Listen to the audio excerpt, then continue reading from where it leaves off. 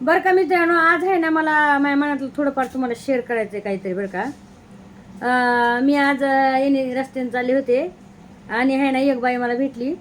ती बोलत होती, काय बाई तुम्ही तर लय फेमस झाले आणि अशा हातन तसे झाल्यातून फेमस लोकांना लय घमंड असते. तसं काय नाही बरं का. आणि काय एकदा सोशल मीडियावर गेल्यावर काय पैसाच पैसा आहे. तर मी तिथं त्या ताईला उत्तर दिलं बरं का, की ताई असं काही नसतंय. इथं मेहनत खूप करावं लागते. खरं का खोटे भावनो बहिणू. आणि ह्या व्हिडिओ जरा मी हेच सांगणार आहे. काही लोकाला असं वाटतंय भावा बहिणींना, की बुवा तुम्ही व्हिडिओ करायला लागले की तुम्हाला लयच पैसाच पैसा आहे एकदम. तसं काहीच नाही. इथं खूप मेहनत करावं लागते बरं का.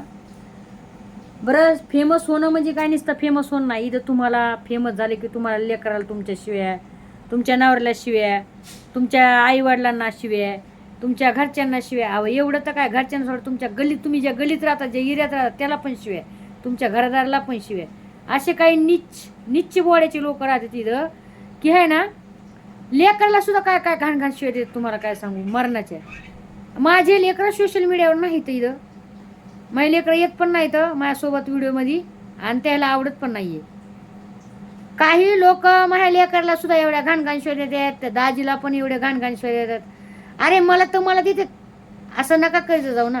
होय, याच्या मागं पण खूप मेहनत आहे. आणि काही लोकांना जर वाटत असेल की हा सोशल मीडियावर व्हायरल होणं म्हणजे लयच हे, पण याच्यामध्ये तुम्हाला खूप सारी बदनामी सहन करून घ्यावं लागते. खूप तुम्हाला त्रास सहन करून घ्यावं लागते. खूप म्हणजे एक हे लोक एक असं माणसाला एक डिप्रेशनमध्ये टाकतात. तुम्हाला खरी गोष्ट सांगायला, एवढ्या घाण एवढ्या असलेल्या शिव्या त्यात बरं का.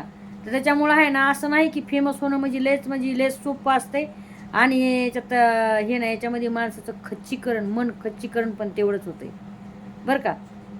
त्याच्यामुळं काही का करण्यात त्याच्यामध्ये खूप मेहनत राहते. आणि जे काही लोक म्हणतात की हा सोशल मीडियावर आलो पैसाच पैसा आहे, त्याला मेहनत लय करावं लागते रे, लय करावं लागते. खरे का खोटे भावना पण तुम्हाला काय वाटते मला एक कमेंट करून नक्कीच सांगा. लव यू सगळ्यांना.